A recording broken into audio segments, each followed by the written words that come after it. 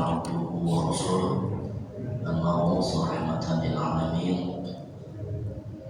اللهم صل وسلم وبارك على سيدنا محمد وعلى آله وأصحابه ومن اهتدى بهداه إلى يوم الدين. أما بعد،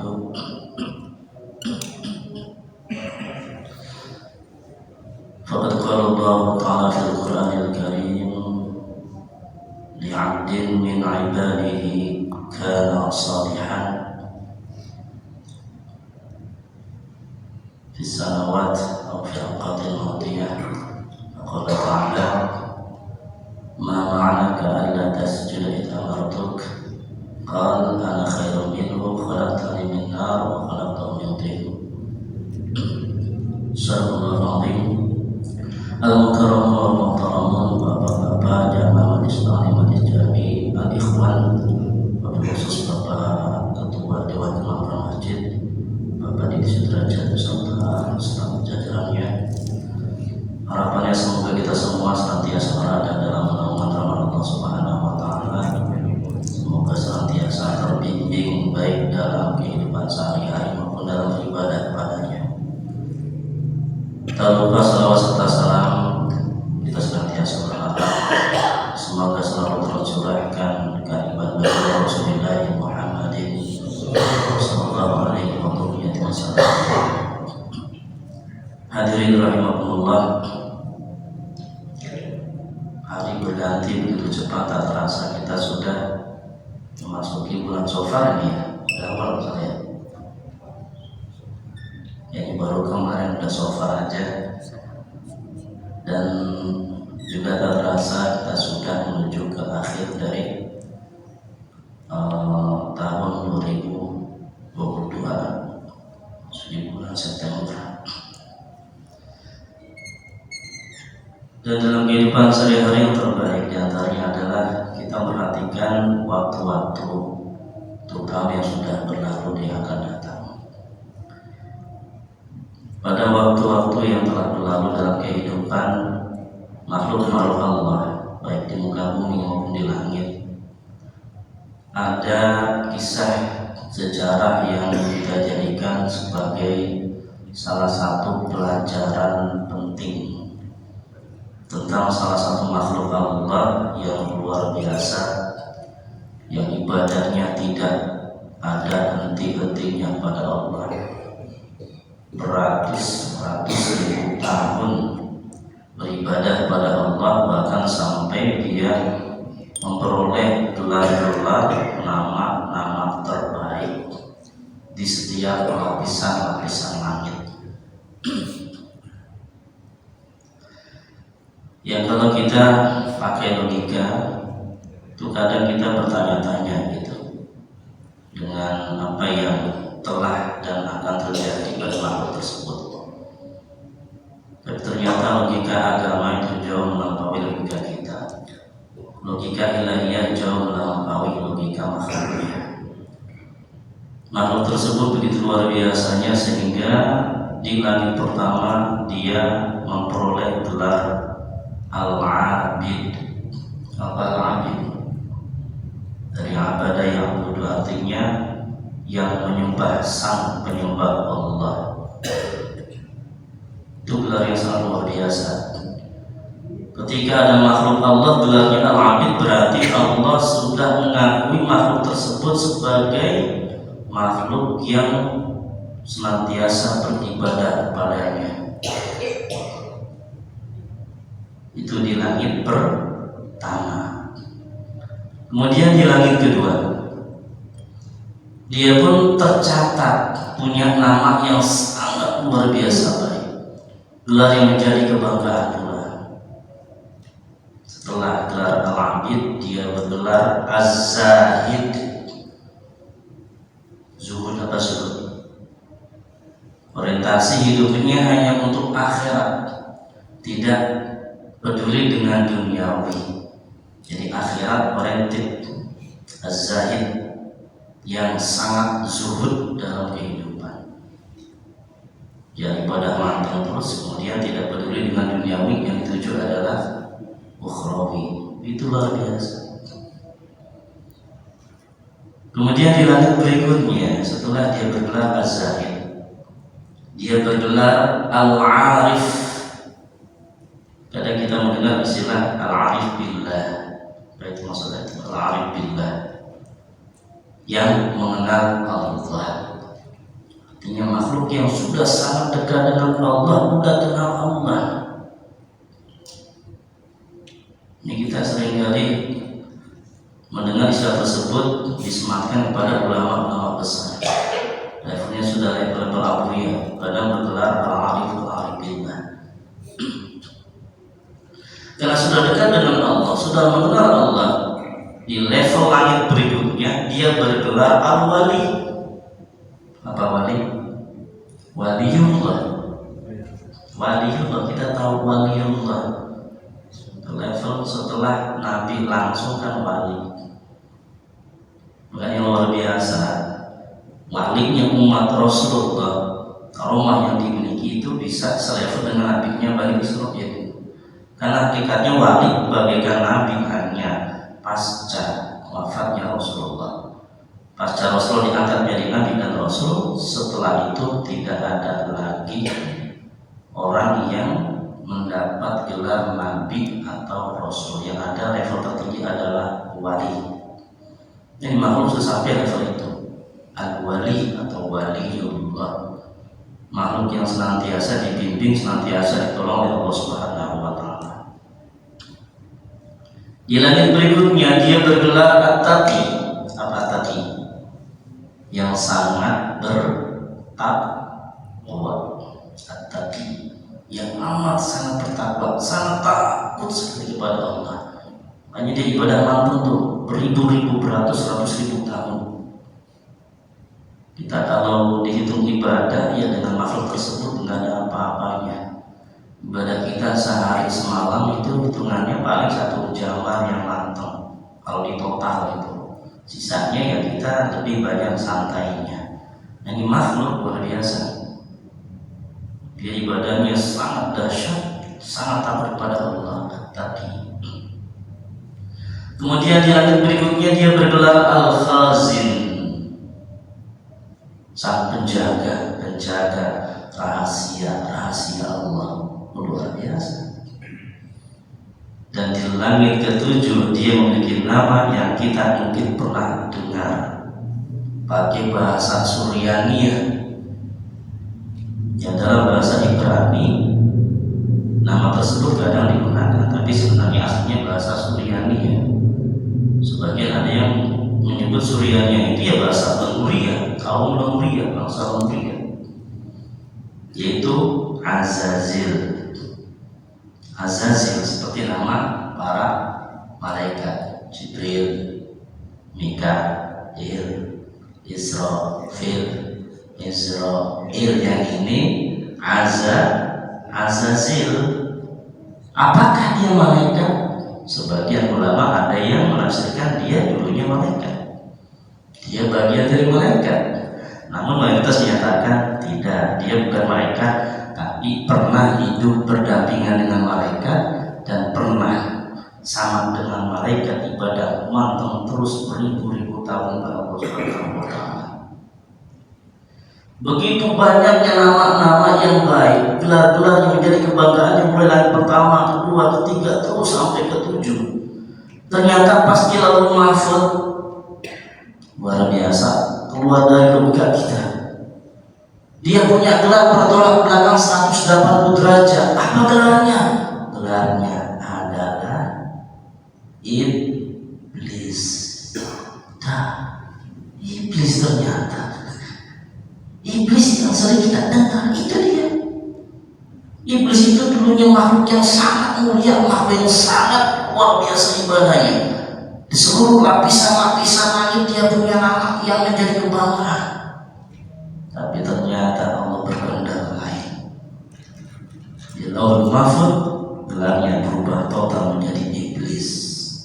Artinya orang atau makhluk yang sudah putus asa dari rahmat Allah. Makanya dia kemudian menjadi musuh bebuyutan bagi makhluk makhluk yang ditugaskan untuk menyembah Allah, yaitu kalangan jin dan manusia yang beriman. Hadirin rahimahumullah, kenapa bisa demikian? Kita ketahui sejarah iblis dahulu. Ketika awal mula Allah ciptakan manusia pertama leluhur kita Nabi Allah Adam alaihissalam, ketika Allah informasikan bahwa Allah akan menjadikan manusia sebagai khalifatullah fil ardi, wakilnya Allah di muka bumi, yang menjaga bumi, yang merawat bumi, yang tugasnya adalah untuk menyembah Allah di bumi. Itu biar kita sadari tugas kita yang merawat bumi, jaga bumi, menyembah Allah di bumi. Kalau di langit ada para malaikat, di bumi kita yang bertugas. Ternyata para malaikat bertanya-tanya, ya Allah, kenapa sih manusia, ya Allah, taj'al fiha ma yufsidu fiha wa yasfiku dima. Ya Allah, kenapa makhluk yang informasi kami peroleh dia itu nanti akan saling membunuh, merusak bumi itu sendiri. Padahal kami, ya Allah, nusabbihu bihamdi, kami bertasbih terus kepada Allah, kami sucikan Engkau ya Allah.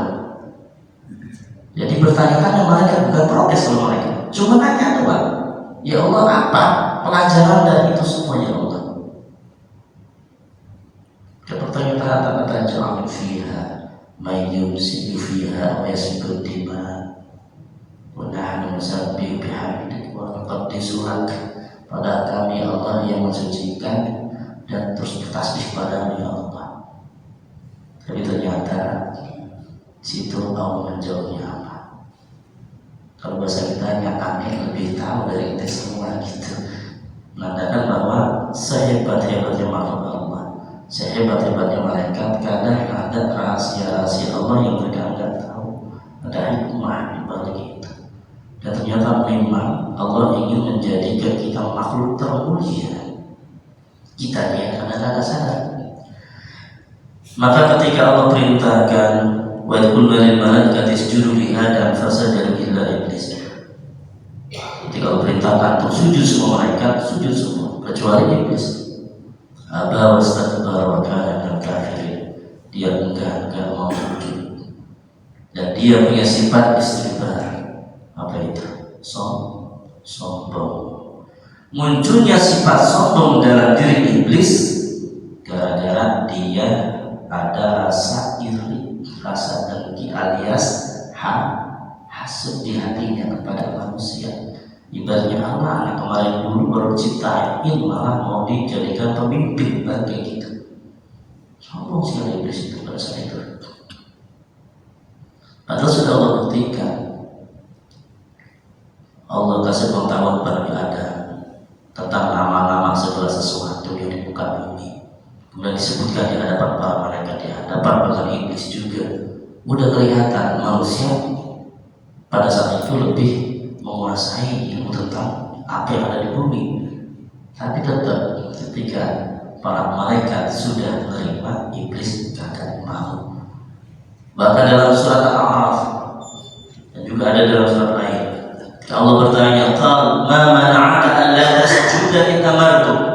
Iblis, apa yang menyebabkan engkau tidak mau? Apa yang mencegah dirimu sehingga engkau tidak mau untuk sujud kepada Adam ketika aku perintahkan? Dia menjawab, qal ana khairun minhu, aku lebih baik dari Adam ya Allah, khalaqtani min nar, karena kau ciptakan zat diriku dari api, wa khalaqtahu min tin, dan kau ciptakan Adam cuma dari tanah.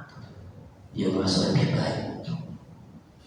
Tapi tetap Allah Maha tahu bahwa tetap manusia yang lebih berhak untuk menjadi khalifah di muka bumi. Nah, sejak itu iblis dia punya rasa iri, rasa dendam kepada manusia. Itulah kenapa iblis tidak akan berhentinya menggoda kita. Terus saja goda iblis, kagak mau berhenti dia. Dan sifat sombongnya ada berhenti, gak habis. Makanya kalau kita kemudian ada sifat sombong, berarti itu sudah terinstal aplikasi iblis dalam diri kita, luar biasa itu. Padahal Rasulullah Shallallahu Alaihi Wasallam ajmain, beliau pernah menginformasikan la yadkhulul jannata man kana fi qalbihi misqalu habatin min khardalin kibrin, tidak akan masuk surga orang yang di dalam hatinya ada sebesar biji sawi rasa sombong. Oh, berarti luar biasa. Iblis terus digodai, tak akan berhenti sampai kita wafat dalam keadaan ikut dia gitu. Selama kita mengikut dia, nggak berhenti dia. Tapi Rasulullah SAW memberikan informasi, kita dikasih diantaranya 2 senjata untuk melawan iblis. Sebenarnya banyak senjata, namun setidaknya ada 2 senjata yang bisa kita gunakan untuk menghadapi iblis. Apakah senjata itu? Ada dalam salah satu hadis riwayat Imam Ibnu Asakir disebutkan, alaikum bila ilaha illallah wal istighfar fa'aksiru minha. Bacalah Rasulullah, bacalah la ilaha illallah wal istighfar dan istighfar. Fa'aksiru minhuma, perbanyak tuh baca duanya. Jadi dua-duanya itu menjadi senjata kita. Kenapa la ilaha illallah? Karena ucapan la ilaha illallah kunci keimanan. Ucapan la ilaha illallah itu bisa memperbaharui keimanan kita. Makanya ketika Rasulullah perintahkan kepada para sahabat, jadidu imanakum, perbaiki keimanan kalian, perbaharui terus keimanan kalian. Karena sebenarnya itu Yazid yang terus fluktuatif, naik turun itu. Tapi kalau kita terus memperbarui keimanan, insya Allah aman. Itu senjata kita untuk melawan iblis. Dan ucapan la ilaha illallah, ketika orang udah mengucapkan itu, wafat, mantap, luar biasa. Udah zero, udah gak ada dosa sama sekali. Cuma emang iblis gak akan lihat. Terus saja kita ucapin, insya Allah setidaknya iman kita nanti mantap terus. Kemudian wal istighfar dan istighfar, perbanyak istighfar. Dan ingat, kita dibiasakan baca la ilaha illallah wahdahu la syarika lah, lahul mulku wa lahul hamdu yuhyi wa yumiitu wa huwa ala kulli syai'in qadir. Itu biasa kita dianjurkan membaca bareng-bareng, terutama pada maghrib dan subuh. Berapa banyak? Bacanya berapa banyak biasanya? 3 kali ya? 3 kali. Kalau di hadis anjurannya terutama pada sholat subuh 10 kali. Tapi kalau 10 kali kayaknya besoknya pada malas itu. Susah juga, belum biasa untuk berlama-lama zikiran gitu. Tapi ada rahasia di balik 10 kali membaca ucapan tadi, la ilaha illallah wa la syarika lah, lahul mulku wa lahul hamdu yuhyi wa yumiitu. Ada lafaz yuhyi wa yumiitu wa huwa ala kulli syai'in qadir. Itu kalau yang membaca 10 kali pada sholat fajar, ya pada sholat subuh, maka 10 kebaikan akan dia peroleh. Ketika sudah baca itu 10 kebaikan diperoleh, 10 keburukan itu akan dihilangkan dari dirinya. 10 derajat Allah lipat gandakan, Allah tingkatkan derajatnya di sisi Allah. Dan kalau dia baca itu 10 kali, 1 hari itu dia akan dibebaskan dari hal-hal yang tidak dia senangi. Artinya seharian-harian penuh itu dia insya Allah gak akan menemukan hal yang gak enak bagi dirinya. Nyaman aja bawaannya gitu. Dan selama 1 hari itu dia akan dibebaskan dari syaitan. Godaan setan dan jahat termasuk iblis tuh luar biasa. Cuma berarti itu tadi 10 kali, bukan cuma 3. Ya 10 kali. Kalau bisa dirubah 10 mantap itu. Misal pagi aja terus pagi 10, tapi kalau ada pengajian ya jangan itu. Atau misalnya lagi pas sendirian baca itu, cuma anjuran sih memang ketika selesai sholat, nah dalam keadaan kita masih duduk seperti tahiyat akhir, belum dirubah itu, kaki belum dirubah, belum dilipat, belum duduk sila kayak gini, dibaca itu 10 kali.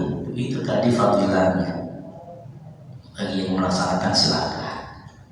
Kemudian istighfar. Biasanya istighfar kita pakai lafaz apa? Yang standar ya, astagfirullahaladzim, ya gitu kan. Sebenarnya istighfar itu banyak lafaznya. Nah di antara lafaz istighfar yang diajarkan kan Rasul antaranya adalah astagfirullahaladzim alladzi la ilaha illa huwal hayyul qayyum wa atubu ilaihi. Jangan kaget kalau ada membaca al-hayyul qayyum, kagak masalah.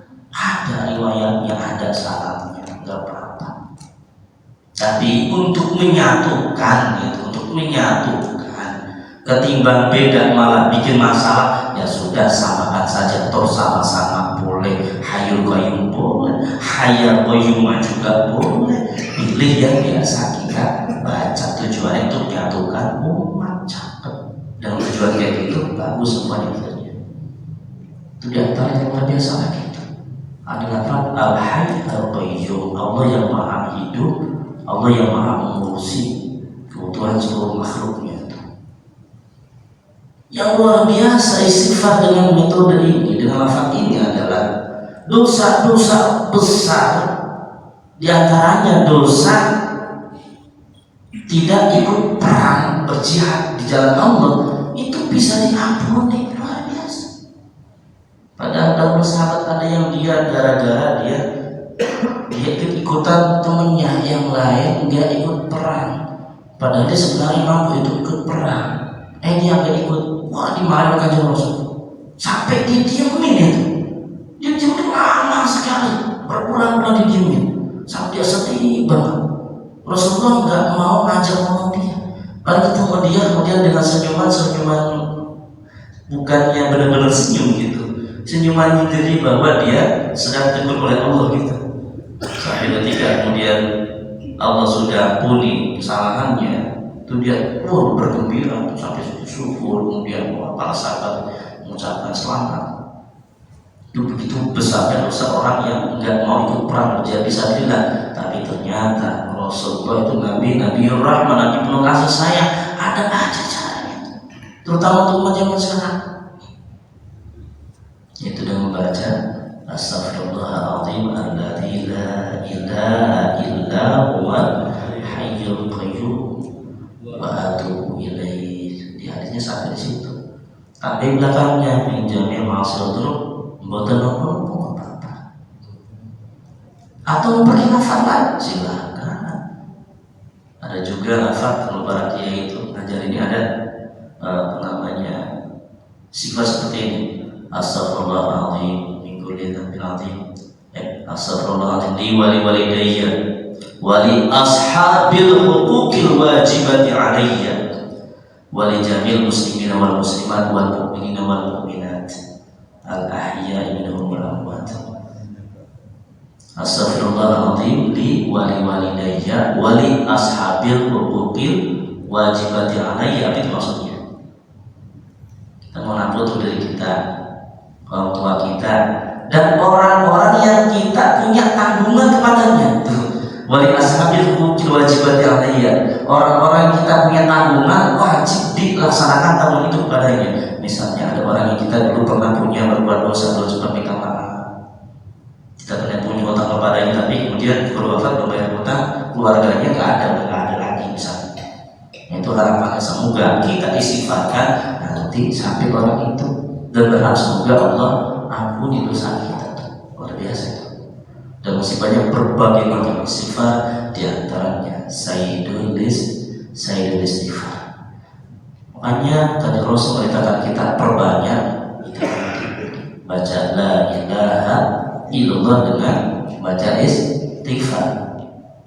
Kalau kita membaca la ilaha illallah, maka kita ini penyelamat dunia.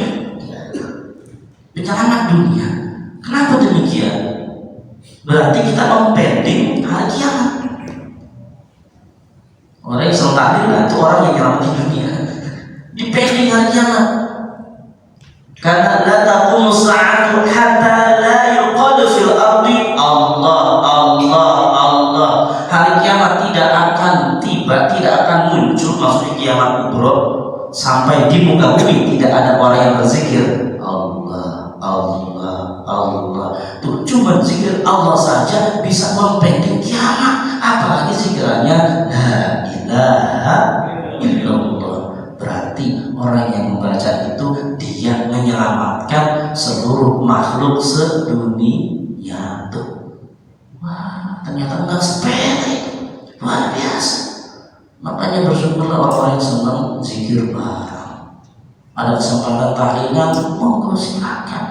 Itu kesempatan kita bisa zikir bareng, mengucapkan la ilaha illallah bareng-bareng. Di samping juga kita bisa terus meningkatin kualitas kita di hadapan Allah.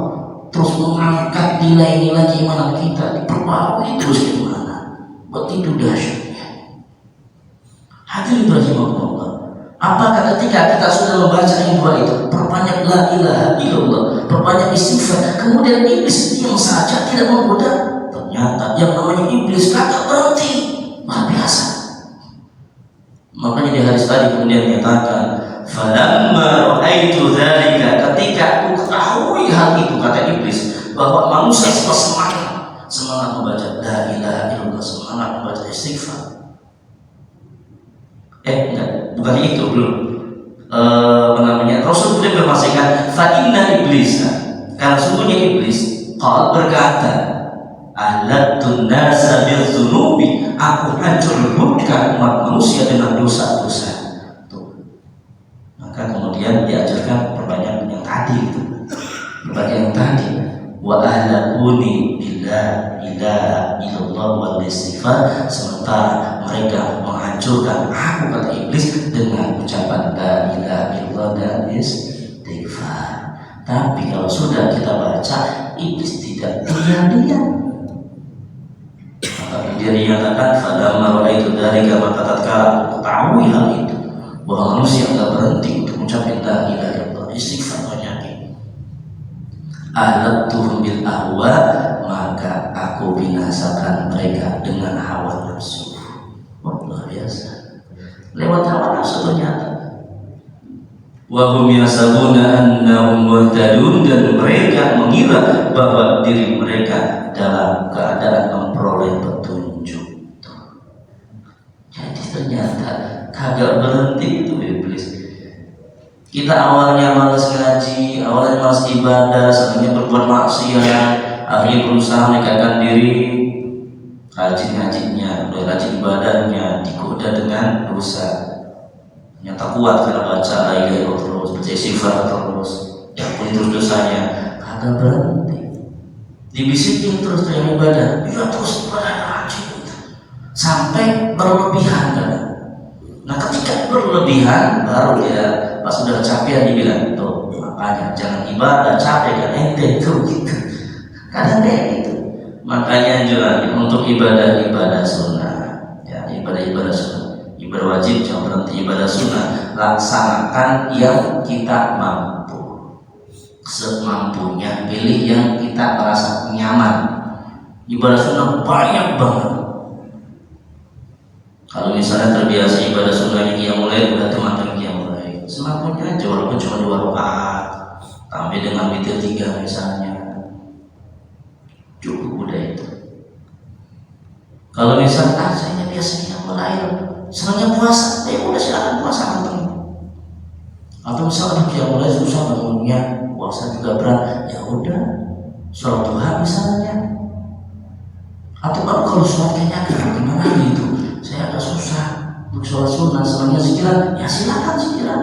Pilih salah satu ibadah sunnah yang menjadi andalan kita, insya Allah. Tapi jangan memaksakan diri. Ketika memaksakan diri, di sana iblis menggoda.